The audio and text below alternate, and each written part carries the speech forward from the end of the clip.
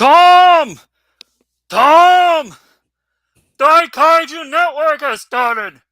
They have a healthy obsession with Kaiju!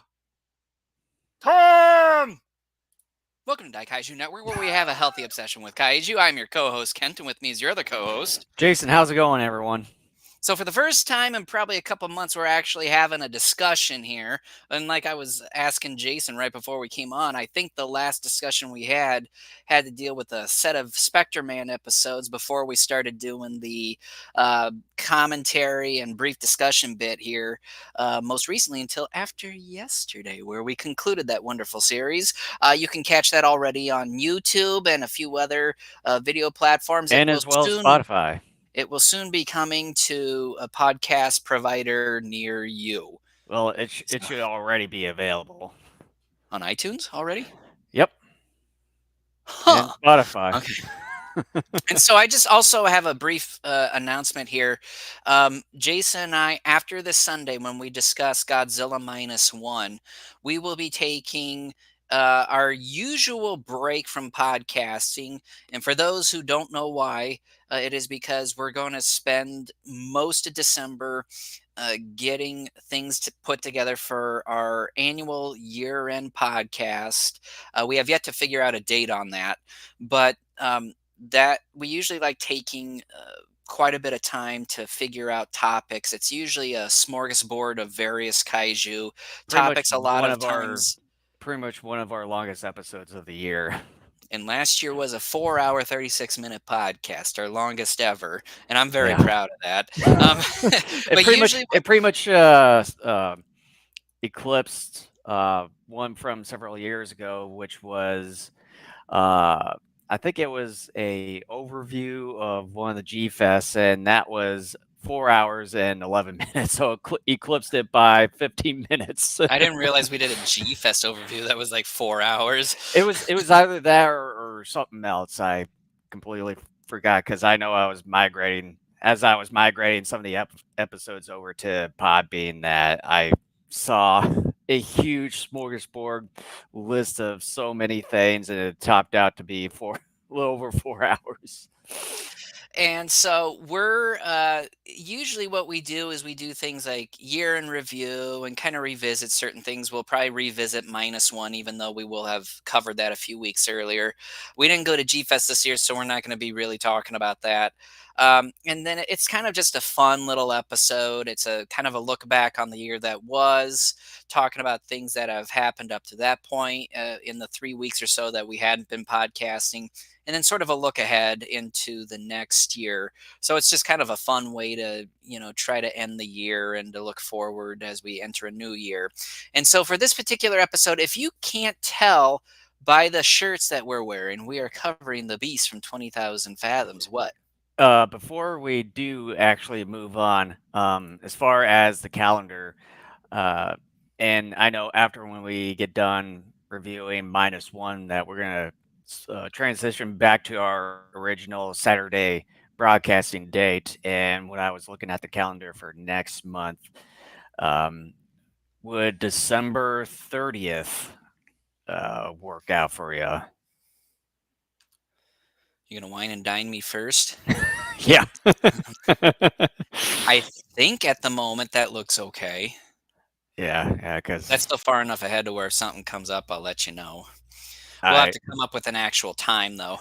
We better start early. Yeah, that or maybe 9 in the morning my time. Will that work for you? No. Just in case we have another long one, we need to make sure we have enough time during the day to do that. Maybe schedule it an hour before we usually do it. We'll see. I'll convince you. Okay, go ahead. But like I was saying, we're covering the beast from 20,000 Fathoms in this particular episode. I think this is the first time ever Jason and I have ever worn matching T-shirts for a podcast episode. So we are covering that, and then that's it. So before we start discussing the movie, Jason, go ahead and do the usual housekeeping. Yeah, if you see a subscribe button down below or above wherever you're watching us from. Make sure to hit that subscribe button as well as smash or stomp the like button. And if you have any comments regarding to the movie that we're going to be discussing here in a minute, make sure to have your comments down below. And you can follow Daikaiju Network everywhere or one place at our link tree URL right on your screen there /Daikaiju Network. And we're available on the following video platforms such as YouTube, Rumble, Twitch, Facebook, and X/Twitter. And also available on the following audio platforms such as Spotify, Apple Podcasts, iHeartRadio, TuneIn, as well as Podbean. And you can find both video and audio versions of our episodes right on our website at daikaijunetwork.com. All right, so let's go ahead and start discussing The Beast from 20,000 Fathoms. The movie was released in 1953, and it was directed by Eugene Lowry, who, interestingly enough, would go on to direct a number of other films that I never realized that he was a part of. So, for example, he would end up directing The Giant Behemoth, which in Hmm. some respects is sort of a bit of a carbon copy of this movie that we're going to discuss. And then he would also go on to direct Gorgo. Hmm. So this was, I believe, his very first foray into giant monsters. And I think it's kind of telling that, he would go on to direct The Giant Behemoth. Um, but if King Kong was sort of the maybe foundation for Godzilla, The Beast from 20,000 Fathoms, I would argue, is more the substantive part for Gojira. Hmm. Because when you watch this movie, if you have already seen Gojira and then you come in and watch this movie and you pay just close enough attention to what happens in this movie, I think you will clearly see that there are moments and aspects of the creature itself and um, attributes and elements of the creature that would be inspired for Gojira the following year, I should say, in 1954. Yeah, it basically preceded Gojira by 16 months, and um, I was reading up on a few other things that originally uh, I'm trying to see the name, but for this particular dinosaur that they call it here, Rhedosaurus. yeah, Rhedosaurus, that it was also supposed to have breathe out atomic flames like Godzilla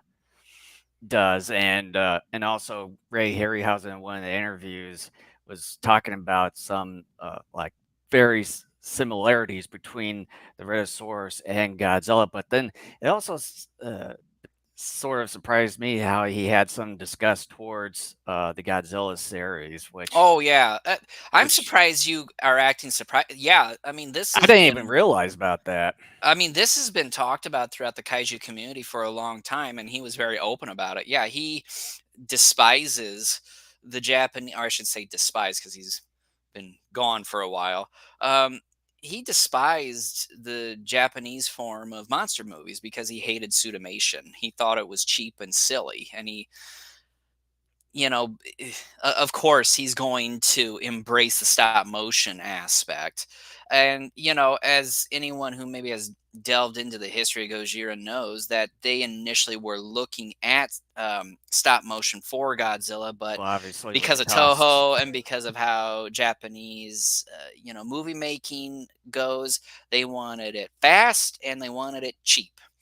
And you can't do that with stop motion. So, Yeah, at least uh, they've experimented stop motion at least a couple or so times in the Godzilla franchise. Well, early on with King Kong versus Godzilla, in for that that brief, regard. like, half-second clip between the 2. Yeah, but yeah, otherwise it's just pretty expensive and time consuming. However, and I don't know if you own the Godzilla versus Biollante Blu-ray. I'm not sure if it's on the DVD, I don't I remember. Yeah, I Um, believe I did because was it Kraken releasing? Did they bring no, re-released? Oh, it okay. was someone else. I I can't But really yeah, see from here, I but think I might have. gotten that. At least I'm not entirely sure who released it. I'll after when we get done, I'll have to make sure to go up and double check on that. Actually, now that I think about it, it could be on the DVD. But nevertheless, my point is this: when they were in pre-production for Godzilla vs. Biollante, they did test out some stop motion for Biollante, and there's test footage on that disc, and where you can see how they were experimenting with it and kind of what it would have looked like. So it's not like Toho was opposed to it. It's just that they and kind of the industry as a whole is like fast and cheap, fast and cheap. And so Sudomation was the way to go. But getting back to the Beast from 20,000 Fathoms, um, this is a movie that tends to be relatively popular amongst giant monster movie fans, at least here in the States. And I think rightfully so. Uh, Here in just a moment, we'll kind of dive into our thoughts on it. But I think one of the most important things needs to be discussed first, and that is, interestingly enough, this is the first giant monster movie sort of to involve atomic bombs slash radiation within its storyline. Right, handful of years after the atomic bombs were dropped on Hmm. Japan, and then of course by this point in 1953, the Cold War was in full effect, and there was nuclear testing, by both the Soviet Union and the United States. So this movie really jump started the whole nuclear weapon, nuclear radiation plots that would drive a lot of monster movies, at least in the United States, through the 60s. Hmm. And so this was uh, sort of the OG of that particular type of monster movie. And I Hmm. think that's pretty interesting and pretty unique. Yeah, and the one thing too, while watching this movie last night, with the plot at the beginning of this film where it was taking place in the Arctic and then them detonating an atomic bomb there and then witnessing the Rhedosaurus and all that. From what I was reading, uh, it certainly omitted a specific thing uh, that, in my opinion, when it came to Gamera, it had that very similar sort of plot at the beginning of that film, the 1965 one, where they were also in the Arctic, and then there was an atomic bomb involved there, and then Gamera awakens, uh, and from the Arctic ice and everything. So to me, I would say that they would have also gotten inspiration from this specific movie too, which unfortunately I didn't see anything remotely related to Gamera when it came to this movie when reading off of it. I'm sure maybe somewhere in uh, the biography or behind the scenes of Gamera where they might have also gotten inspiration and everything from this specific movie as far as kind of that beginning sequence. Yeah, that's a good point. I never thought about that, but yeah, now that you bring it up, yeah, it's I wouldn't be shocked if Gamera did borrow from this. What I can say is this: is that I've seen a few documentaries about the creation of Gamera, and Noriaki Yuasa, who was involved in all the Showa Gamera movies except for Gamera versus Barugon. Nothing was said about this movie. Um, and I'm willing to bet that just because nothing was said about this movie, perhaps inspiring Gamera in any way, shape, or form, doesn't mean that they didn't look at this and borrow Right. some Yeah. ideas from it. Here's the thing, I mean, we know Gamera is directly, let's just say it, a ripoff of Godzilla, but then Godzilla got inspiration from Beast. So in there's that through line still too. So Hmm. technically speaking, Yeah. but the plot of this movie pretty straightforward. To put it in a nutshell, and there really isn't a whole lot of substance to this movie at all. Atomic testing in the Arctic unleashes this prehistoric dinosaur called the Rhedosaurus. Along the way, Tom Nesbitt, our main character, is insistent that he saw a prehistoric creature. One gal, the love interest, quote unquote, if you want to call it that, Lee uh, Hunter. L- Lee Hunter sort of believes him. Tom spends most of the movie trying to convince Dr. Elson and Colonel Jack Evans that something is indeed out there. Meanwhile, the Rhedosaurus attacks a couple places on its way to New York.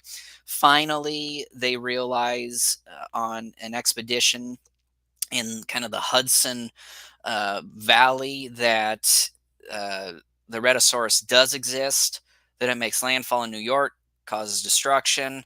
They realize its blood is toxic, that it's got radiation involved. It's making anyone sick that comes within reasonable distance of its blood or itself. Sounds familiar, doesn't it? Like a monster from Japan. Um, and so then Tom Nesbitt, our main character, says a particular radioactive isotope is needed to kill kind of not just the creature itself, but the radiation inside of it, so that way it doesn't spread out and contaminate the city and maybe more. So they shoot it, and that's it. So it's basically a giant monster on the loose film. Um, so let's just kind of get into it a little bit more. So, I mean, I don't know if there's a whole lot more to say about it, but Jason, your thoughts on the story, The story, the yeah, plot, it's or like the plot, whatever. story slash plot. It's fairly straightforward, where you get atomic testing in the North Pole there, or the Arctic Circle to be more specific, and then do a little bit of science. You get a monster that's unleashed from the aftermath of the nuclear testing there, and then sort of wreaks havoc along the way to New York, and you get dialogue between the human elements of like the story behind this Rhedosaurus and how to defeat it. That's that's essentially is pretty much a straightforward monster movie here. So not much different in that regard. Uh, and it's relatively shorter than what I expected in a way. There's not a whole lot of well in depth stuff. It's just kind of sort of, uh, you know, pretty much gets going right away, and then just once the monster dies, it's done. There's really not much else to do. Yeah, the story, I mean, it's surface level stuff, and there's nothing wrong with that. I mean, sometimes having just a simple, fun story is all that is needed to entertain people. I mean, this movie, I don't think necessarily is trying to send a message at all, but um, I do have like a couple issues with it, and one sort of ties in a little bit with characters as well. But first off, I think the entire second act of this movie is really a slog. Hmm. The movie seems to come to a very brief well, not a brief, but an immediate slowdown at the beginning of Act Two, and it involves Tom not only trying to convince several people that the Rhedosaurus exists, he's spending a bunch of time trying to um, hunt down survivors of other attacks so that they would come forward and be kind of his rebuttal, to everyone else who doubts him that he saw the Rhedosaurus. And the thing is that this segment takes way too long. Like, it's a lot longer than it needs to be. And on top of that, it plays a little bit like a mystery. And the problem with that is that we, the audience, know Tom is right. that he did see something because we saw it ourselves. Um, and on top of that, what we're doing is sitting back, waiting for some of these other characters like Dr. Elson and Colonel Evans to play catch up. That even though we, the audience, know, we're just kind of sitting there like, okay, they got to be convinced before anything major happens. Like, Yeah, there that's were not totally how it plays out, but in a way it does. yeah, there were certain times while watching the movie where I sort of found myself just kind of looking at my phone and all that. So it kind of takes you out a little bit. It is slow, and like I said, the way they play it out, I think, is wrong. Not to mention, it's a lot longer than it needs to be. And then the other problem I have with it, and this sort of goes in with Act Two, but also ties in a little bit with characters, is that they try to m- they try to develop this romantic relationship between Tom and Lee, and it's the very corny, hokey, 1950s build up that you would expect out of a movie like this. But not only that, one of the more interesting things I found, I thought about them trying to build a romance here is that not only did they not go quite as far with like hokey dialogue and Tom and Lee like trying to date each other, it's almost as if the writers and maybe even the director himself quickly abandoned this whole notion of trying to build up a love interest between them because like I said, it sort of plays out a little bit in Lee's apartment when she's given him all these dinosaur photos to go through. And he has like a usual line or two that he gives her, but then it's kind of like done. He goes back to looking through photos and then, he finds the photo of the Rhedosaurus, like that's the one I saw, and that sort of thing. And then the rest of the movie as well, not just in the rest of the second act, but even on into the third act, there's not much of a build up between the two. It's just I think they sort of thought, okay, well, we gave you just enough to where you get the idea that there's a love interest. And I guess that's fine because I'm tired of like the sappy crap. Even though I love these movies, but I'm tired of all of it because you see it almost all the time. And It's the same beats, but at the same time, it's not very well done. yeah, I would say that I'm assuming maybe behind the scenes that they had more of a script that was a bit more beefy, but due to the sort of the production budget that they had, it was back in that time they relatively only had $200,000 for a production budget. So I'm assuming that they probably had a much more beefier script, but due to the budget and then maybe the time constraints and also the amount of time to maybe potentially shoot some of those scenes, if there were potentially more, maybe more going more into depth of the whole love story aspect of the script, they m- possibly had to cut out a few things, and maybe that was one of the things that kind of suffered the most. Yeah, and I think the writing is most to blame here because there just isn't a whole lot to begin with. But I'm going to kind of roll into characters now because I think this is sort of important, not just in talking about, this what I would say almost abandoned love interest story with character work. And that is, I don't think Paul Christian and Paula Raymond really are that good or charismatic of actors. Um, for example, Kenneth Tobey, who plays Colonel Jack Evans in this film, and also Cecil Kellaway, who plays Dr. Elson, those are two actors I have seen in other places. Kenneth Tobey, I've seen him things like the 1951 Thing from Another World. He's also in It Came from Beneath the Sea. He's in a number of other, uh, sci-fi monster films, kind of that period. And these two actors, Toby and Kellaway, are very good charismatic actors. These are actors that sort of put their own twist and spin on their characters.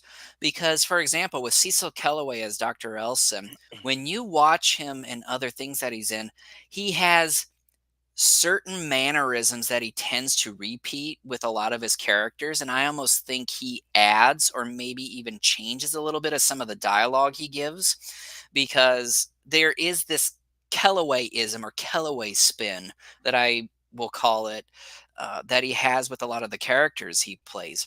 Kenneth Tobey is somewhat of the stereotypical 50s action hero, but in a way it's slightly downplayed just a little bit.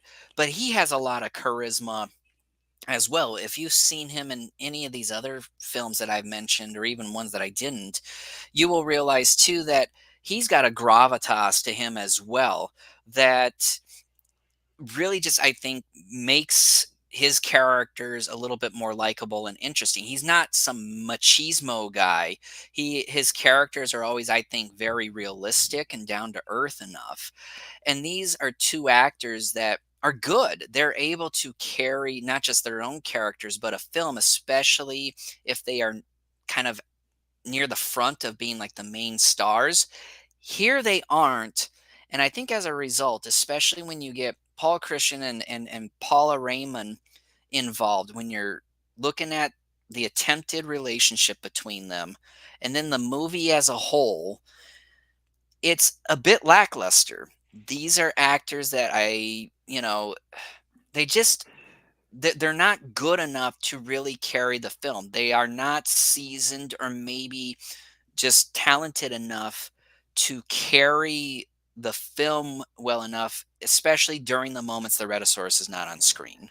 And just by looking at some of the brief history on the two leading roles in here, the male and female, that with Paul Christensen, he's mainly known as playing the role as Henry Higgins in My Fair Lady, and just kind of looking at that, it's and he Never was seen it. and he appeared in many television shows and all that, which kind of leads to believe that he hasn't particularly delved a whole lot in the whole uh, long feature length movies and all that. He was kind of mainly built to be more into television. And same goes with Paula, where she kind of spent most of her time in the whole television show industry instead of feature length films. So I would say they didn't particularly have too much depth into kind of portraying longer roles compared to TV shows, which are mainly a half hour and everything. Um, so yeah, you can like what you said that they weren't quite as seasoned compared to some of these other people that um, are in this film with them. And I think it's important that we put uh, more earlier Hollywood into context here, because anyone who is not familiar with kind of older Hollywood needs to understand this. Because in today's day and age, especially with streaming services and now studios willing to put more money behind TV shows, you could be a TV actor and actually be an exceptional actor and also make a hell of a lot more movie than if you're involved in film. And not only that, a lot of these actors do end up once in a while at least going into film and starring in various um, roles. So in today's day and age, the kind of the blending of TV and film is virtually complete. Like, studios are willing to put a lot of money behind not just film but also TV shows.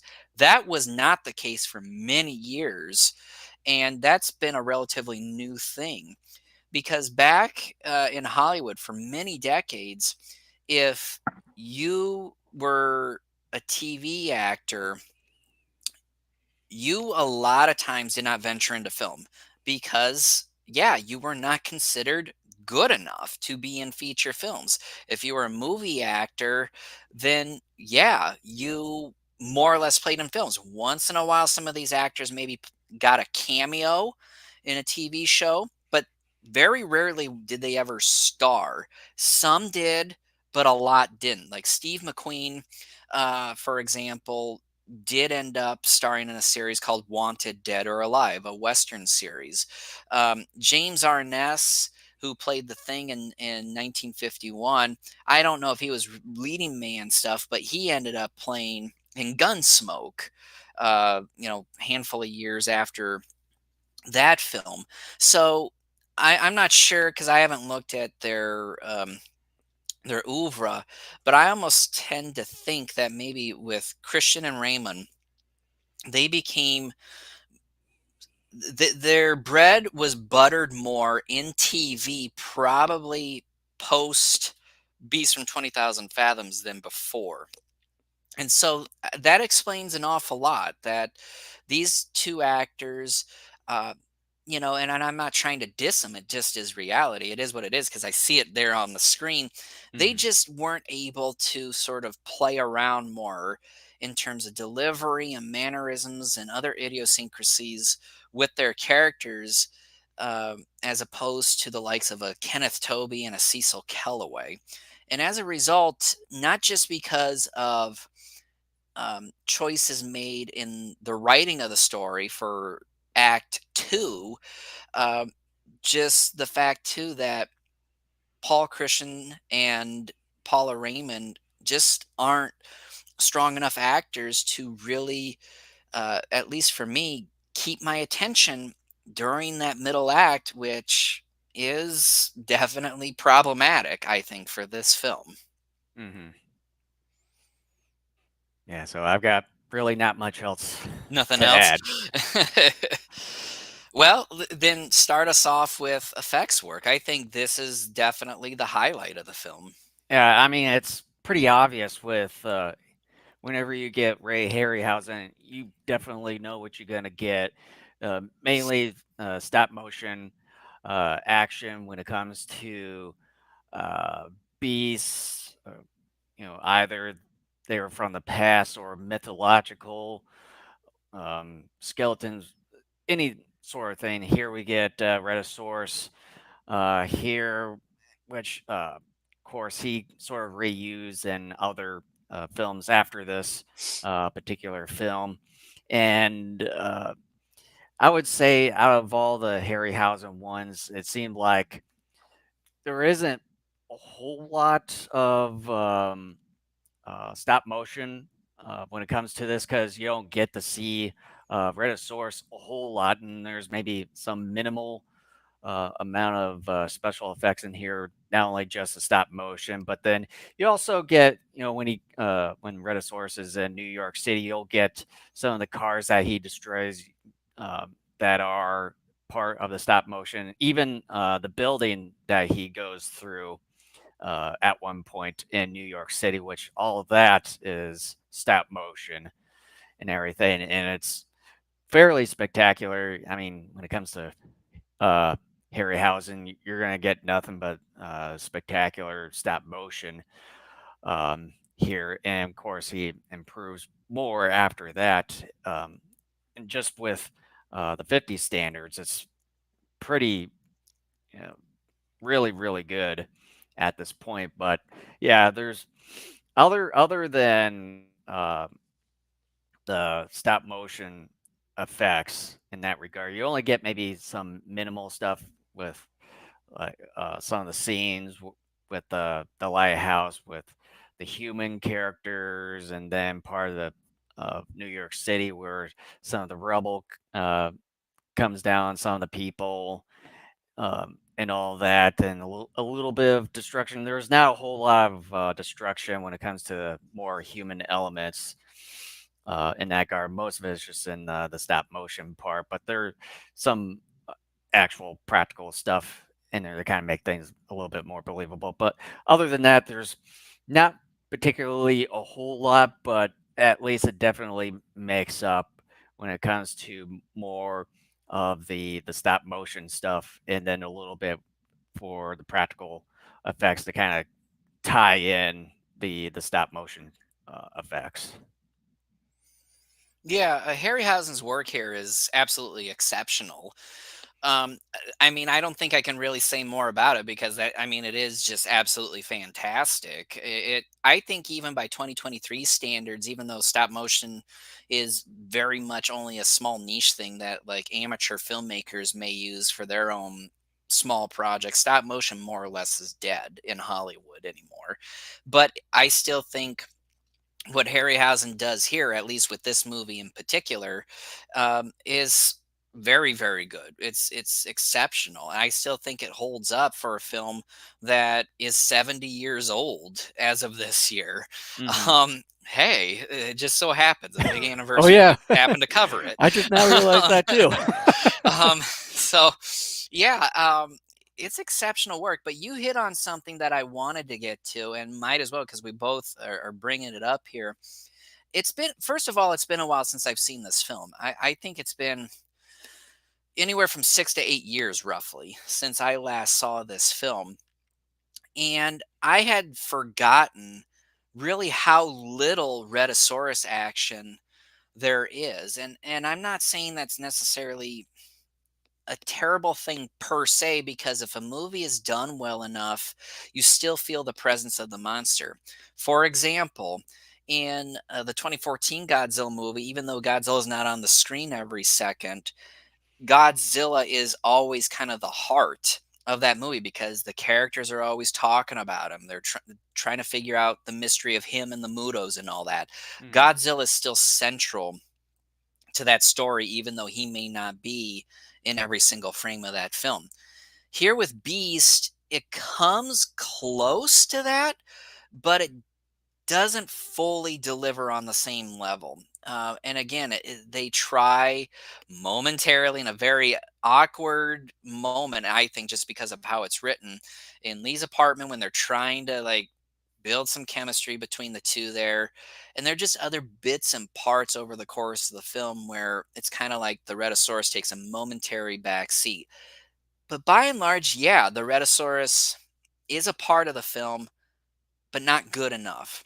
Hmm. And it's, again, I go back to that act two and how that act is structured.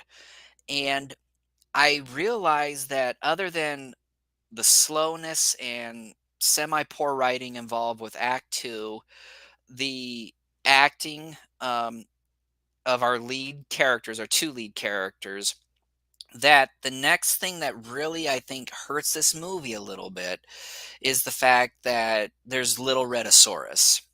That, yeah, they give you enough and they're not like they show it right away. Like they don't really tease you at all about what this thing is. Hmm. And on the one hand, I like that, but then at the same time, in a general sense, the Rhedosaurus, I don't think the footage makes up for some of the lackluster moments of the film. And the New York destruction scene, when I watched it in preparation for this podcast, I realized I'm like, that not only was short, it actually was kind of underwhelming. Like I thought there was maybe more destruction than there was, and there really wasn't.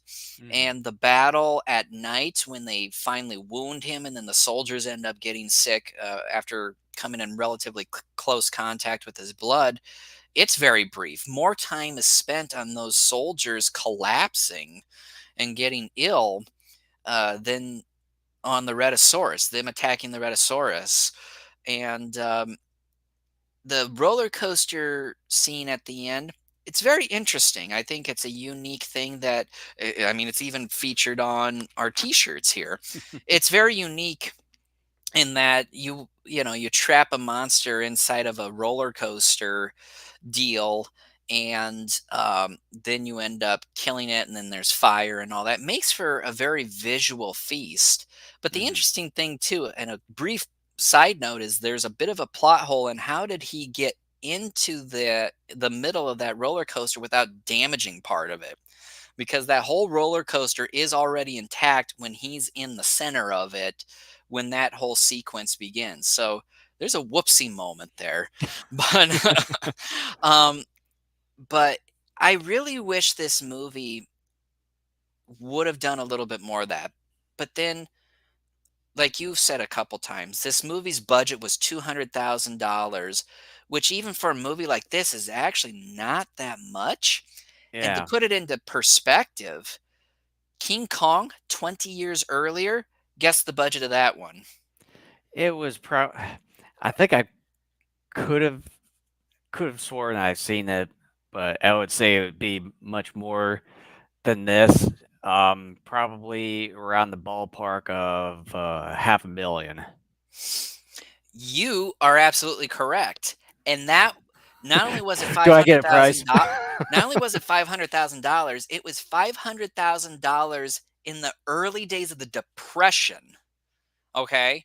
$500,000 in 1933, and you were to adjust that for inflation today, that's still a decent budget. And that was a lot for a movie that, was being filmed several years after the Great Depression began. That's a lot. And it shows all of that money is on the screen in the original King Kong. Here, it's a little less than half of that Kong budget. I would And I would some almost say half of the budget for the Beast from 20,000 Fathoms had to go towards the stop motion potentially. for kind of the little amount that's being used. Yeah, and I think in many respects, if this movie were even given like an extra $100,000, I think the movie could have been improved. First and foremost, I would trade out our lead actors for some more charismatic ones. But then, yeah, I would spend some of the extra dough on either extending or adding more scenes of the Rhedosaurus. And I think the biggest thing that kind of held this movie back from being, I think, even more spectacular is its budget. Because like I said, 20 years earlier, Kong had not only a budget that was $300,000 more, but even when you adjust it for inflation, like $200,000 a Beast of 20,000 Fathoms, if you were to throw that into 1933, that would have gone a hell of a lot further in 1933 than in 53. So, Mhm. in many respects, this was operating on close to a shoestring budget.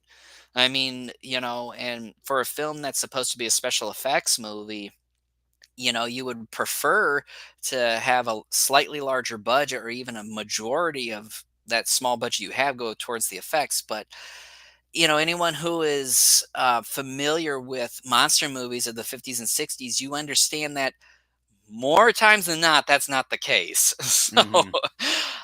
it's disappointing because I love the Rhedosaurus. I love Harryhausen's work here, but the lack of Rhedosaurus action and just the other things I had mentioned over the course of this discussion, it does hurt the film a little bit. It makes the film a little lackluster. I hate to say. Mhm. Yeah. Um, yeah, I've got nothing else as far as the visual effects portion. I've kind of said my piece on it. I want to say though that there are a couple things I found funny over the course of watching this film. One is that back at the apartment of Lee, when Tom's going through those pictures of dinosaurs, you can kind of see through some of the pictures he's looking at. And the moment when they show the Rhedosaurus picture, when you rewind, just before they showed the picture, it was not the picture of the Rhedosaurus he was looking at. It was a picture of an old Tyrannosaurus painting Hmm. that he was looking at. So there were some whoopsies there. And I And found and I do notice that when they were at Lee's apartment where he was talking to um, some someone I forget. I think it's the colonel, maybe the colonel or no, he's talking one of the to the fishermen. operator who's trying to get in touch with that captain of a vessel that got Yeah, attacked. and you definitely knows that there was a cutout. Kind of stopped right there because you saw a little bit of a jump Yep. right there. Yep. And then the other funny moment I have to say this is another thing that I don't want to say it hurts the movie as a whole, but it really doesn't make this movie look good, I guess. It's the moment in which Dr. Elson is killed by the Rhedosaurus. He's in this sort of a bathoscope type of deal with another member of the Navy. And so the Rhedosaurus shows up, and of course, he's all excited. And he's so excited that the moment when the Rhedosaurus comes up and gobbles that bathoscope, that I find, first and foremost, I find his death to be underwhelming. That the movie handled it poorly, because here is a very lovable old man character who also is portrayed by a pretty good actor, and it's just a footnote when he dies. It's just a brief footnote. There's no real impact to it. I would like to know However, I how. will say I like the fact that it killed his character because it upped the stakes a little bit, saying no one is safe, even though it's the 50s. We know Tom isn't going to die and all that. Mhm. Um, but the other thing that I thought was just sort of unrealistic was the moment the Rhedosaurus is about to gobble that bathoscope, Dr. Elson is still excitedly talking about it, describing it, instead of like, "Oh no!" Like, getting ready to like, "No, don't," have a moment of realizing he's gonna die. Instead, he's like, "And the most interesting thing about it is," that just is bullshit. That was a poorly written moment right there. Like, I can understand a scientist who maybe discovers something within their own field being very excited about it, but if that particular thing that they just found is about to kill them, I find it very hard to believe they'd be like, "Look at how pretty," Also, you know. I would like to know if the Rhedosaurus actually swallowed that whole little submarine capsule thing whole, because It that's did. I'm sure it because did. because that was pretty decent size in a way. Well, and there was that weird shot. Here's another thing too. There was this overly long shot of a shark and octopus fighting, and you could tell it was in a tank. Yeah, Okay. there were certain instances where you saw a little bit of the tank itself and all that. Yeah, and they try to make it seem like it was happening like in the middle of the ocean, because their bathoscope wasn't it didn't reach the floor. It was kind of hovering in the middle of the water, but Hmm. you see the floor, and they're looking straight out the window at it. I'm like, there's no floor there. But they're And then making it you seem like also they're on the floor. see the octopus just kind of you see the underbelly of it like on the side of whatever the tank that they're shooting this whole kind of ocean scene from. And yeah, it's pretty obvious. It's poorly done. It's unnecessary. Um, it's overly long. But then too, they try to make it seem like the Rhedosaurus comes up on the shark and the octopus and swallows him. That was a special effects shot that I thought didn't look good, because Hmm.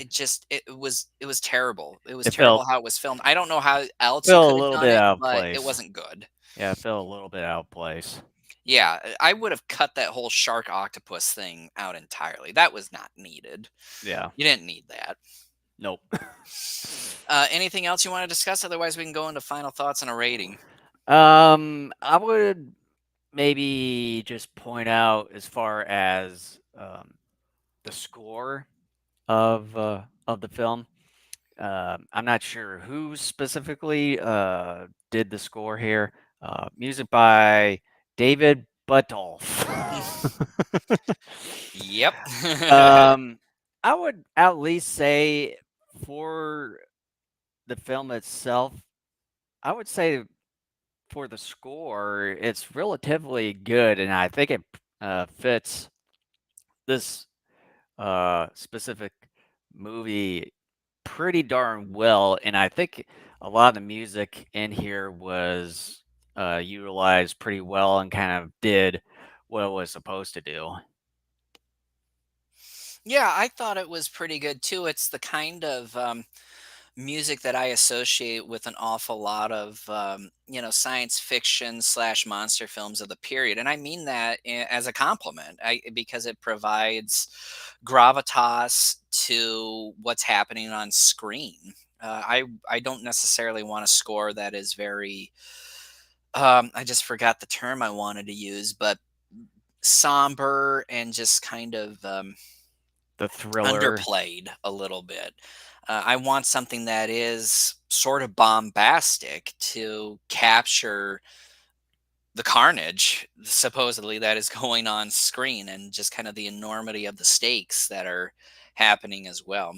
Yeah, and, a lot of the scores were put in pretty well to kind of give the film a little bit more of an atmosphere of certain aspects of it, kind of showing or telling maybe.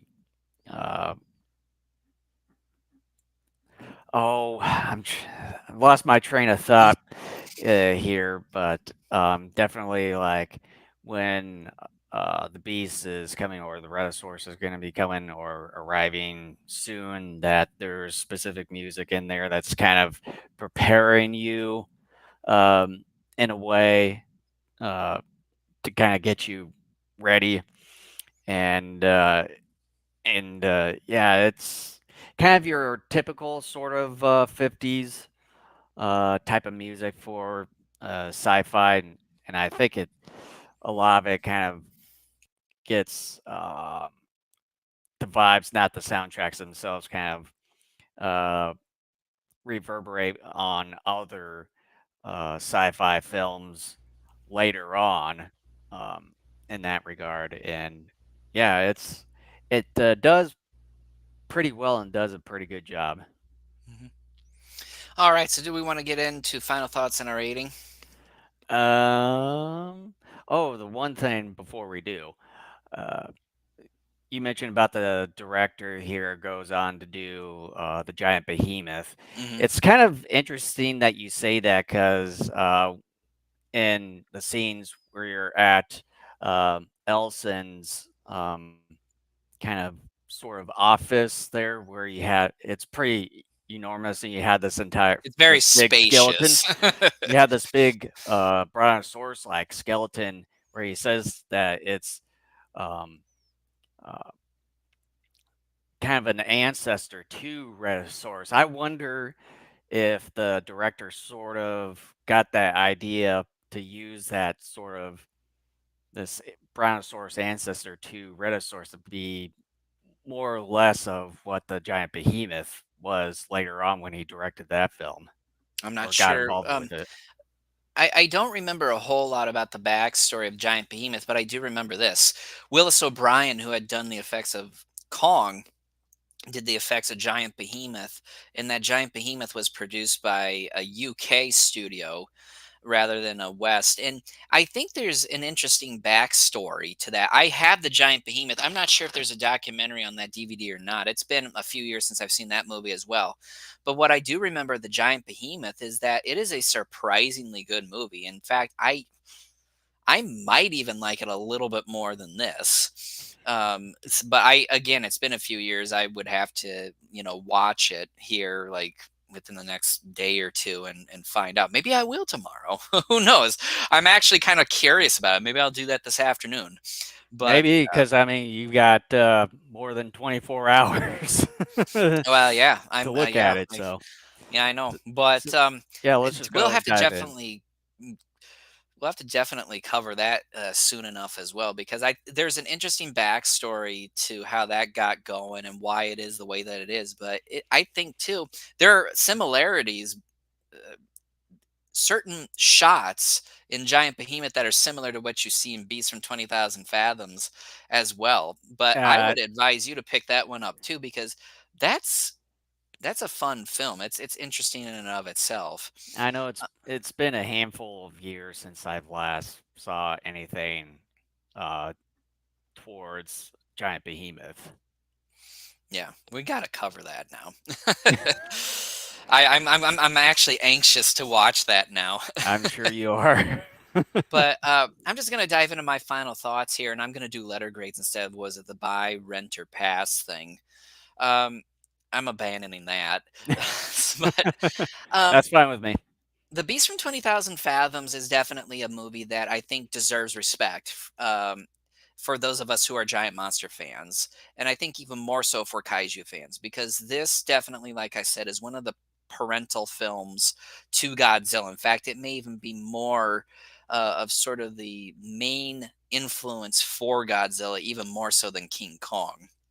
And so the film as a whole, it's I hate to say this, I'll say it this way. I respect the movie for the fact that it introduced atomic weaponry and atomic radiation as a plot point for a monster film, because that is the basis for many of these types of films throughout the 50s and the 60s, technically all the way up to today, with Japan and some of the kaiju movies that they did, obviously more specifically Godzilla, but then other films, but mainly in the 50s and 60s here in the States, it was kind of when that whole plot point was very more mainstream.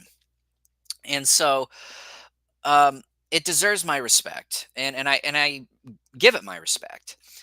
With that being said, though, I was unfortunately a little underwhelmed by this film. As I've stated over the course of this discussion, that I think the two main actors are not that charismatic, not that interesting. Definitely part of that is the writing. A decent chunk of that is the writing.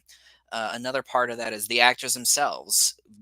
Good to great actors will always add a little pizzazz or a little extra to their performances than what the script gives them. So it's especially during that second act when the film really ends up lagging, and part of it again is not the actor's fault. um, the actors, when they are on screen, just aren't enough to carry it. Mhm. So that's very unfortunate. Some of the writing choices made over the course of this film too, I think, hurt it. Again, that second act again, and how elongated it is, and how they structured it. The fact that they try to build a romance, but they almost seem to abandon that as quickly as they try to start it. Um, you got to figure out what you're doing. Do I want them to build a romance there? No, not really, because like I said earlier, I see it in virtually every movie of this type during this period, and they all play the same way, and it's just I'm kind of tired of it because I've seen it enough times. But if you're going to commit to it, then you need to commit to it. I would rather have the usual schmaltzy crap than for you to like sort of like open up the door and put one foot in, but then to just be like, oh shit, and then quickly close it and say, no, we're not going to do that. Um, the lack of Rhedosaurus action and kind of some of the destruction moments, especially during the New York sequence, sadly underdelivers. And I don't blame Harryhausen for that. I blame the budget. I think with a $200,000 budget for a special effects film, yeah, it's not gonna fully deliver on what you want out of the effects area, which is sad because I think if you're making a special effects film, a bulk, if not a majority of your budget, even if it's by one penny, should go to the effects budget and nothing else. And that's just unfortunate because the Rhedosaurus is a spectacular looking creature. Harryhausen does an awesome job of animating the creature and anything else it interacts with as well. Um, the only special effects moment that I think is bad, and I just talked about this a few minutes ago, is that moment where they try to make it look like the Rhedosaurus eats the shark and the octopus. Um, with all that being said, the Beast from 20,000 Fathoms deserves our respect. We should give it to it. It is mildly entertaining. Once the beast hits New York, it does pick up a little bit, becomes a little bit more entertaining. However, it still is a bit lackluster with its action. Even the final sequence of them trying to shoot the Rhedosaurus and then try to get off the roller coaster, it's a little slower paced and less dramatic than it really should be. It's still it's a decent film. It's not spectacular, and I hate to say that because like I said, this is, a good Harryhausen project that displays his ability to animate creatures. And it's just sad that everything else surrounding it, minus Kenneth Tobey and Cecil Kellaway, is lackluster to say the least. So my final grade for this, I'm gonna give it a C plus. I think it is a little bit of above average, and I think the reason why I am doing that is more because of Harryhausen's work here. Harryhausen's work, if it wasn't as good as it was, this could be anywhere from as high as a C to probably as low as like a D, if it wasn't for his work on here. Hmm. And The Beast from 20,000 Fathoms, hey, if you love it and you think it's one of the best giant monster movies that the Hollywood has made, hey, great. Awesome. I'm happy for you. But what I saw in preparation for this really disappointed me in a lot of ways. And That made me sad, honestly, because this was one of the driving forces that inspired Godzilla, if not more of a driving force than Kong itself. And That just was disappointing. And so I'm giving it a C plus. It's ever so slightly above average giant monster film. Yeah, with this being its 70th anniversary and having seen it the first time in odd number of years, it's a little bit different than from what I remember, and probably a bit different from what Kent remembers here. And the one thing that I've realized overall when watching this movie is that it felt short, shorter than what I was expecting to be at least, and it felt like there wasn't a whole lot of Rhedosaurus here. Granted, there being really good stop motion effects uh, here, say when it comes to Ray Harryhausen, he does a phenomenal job. But other than that, with the sparsely bare bones production budget that it has, and then being granted being distributed by Warner Brothers, you would think when it comes to Warner Brothers that you'd think that maybe you should have gotten a little bit more of a budget in that regard, but didn't get quite the budget that they want, and hence that probably affected the script where it could have been more beefy in that regards, and maybe have a little bit more in depth characters in here.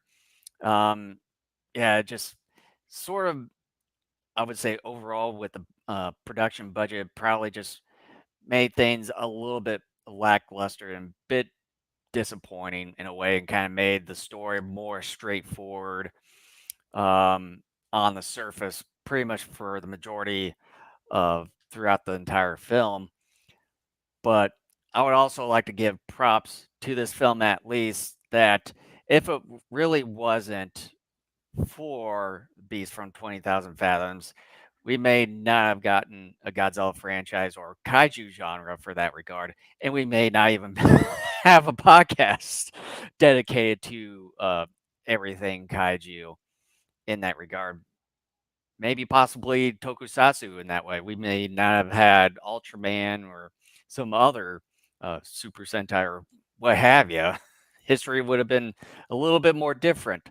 Um, but in that sort of sense, yeah, it's you do get some moments here and there, and some of the human elements was pretty good, but with the two lead actors and actresses in this film were only delved mainly into the television industry instead of the feature length film industry. You're not going to get a whole lot of sort of experience in that regard, um, or um, oh, I can't think of anything right now, but yeah. So the budget kind of hampered things a little bit of the movie, making things a little bit shorter than usual with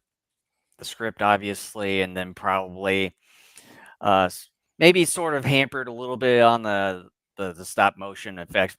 Um, maybe it could have been a little bit more if you added on more to the production budget.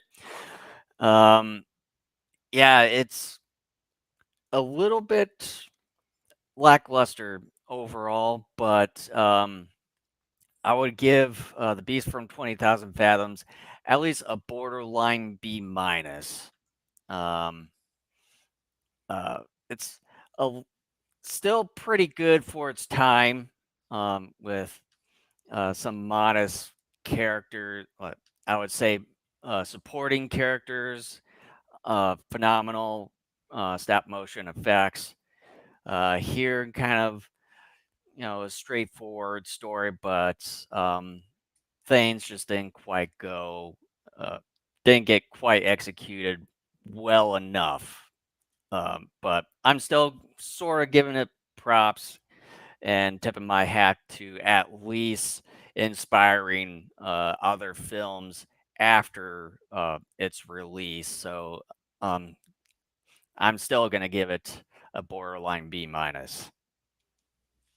All right. And with that, we are entering -1 territory, but before we enter that territory, we will be back Friday at 11 I almost said 11 p.m. 11 a.m. Eastern Standard Time for our commentary on Shin Ultraman. So I think that'll be fun and interesting. Jason has yet to see it, so I think it'll be a treat to kind of see Jason's um, on the spot reaction as we go through that film. That should be fun. And then we will be back Sunday for Godzilla -1, 1 p.m. Eastern Standard Time on that day. And then we enter our hiatus until December 30th at the moment. So, Our year in Kaiju Palooza. yeah, for a 10-hour show this year. Oh So, God, no. uh, we hope to had fun listening or watching us, and thank you so much for doing that, for your support and views. And so with that, we'll see you in a couple days when we do our Shin Ultraman commentary. And before we sign off, as usual, if you see the subscribe button down below or above wherever you're watching us, make sure to hit that subscribe button, as well as smash or stomp the like button. And if you have any comments regarding to the film that we just reviewed, make sure to have them down below. And you can find everything Daikaiju Network all in one place at our Linktree URL right there /Daikaiju Network. And we're available on the following video platforms such as YouTube, Rumble, Twitch, Facebook, and X/Twitter, and also available on the following audio platforms such as Spotify, Apple Podcasts, iHeartRadio, TuneIn, and Podbean. And you can find both video and audio versions of our episodes right on our website at daikaijunetwork.com. So, All right. Once again, thank you so much for joining us, and we'll see you here in a couple days. We'll give you a yep. breather tomorrow. Yeah, we'll see you guys in the next 48 hours. So take care, everyone.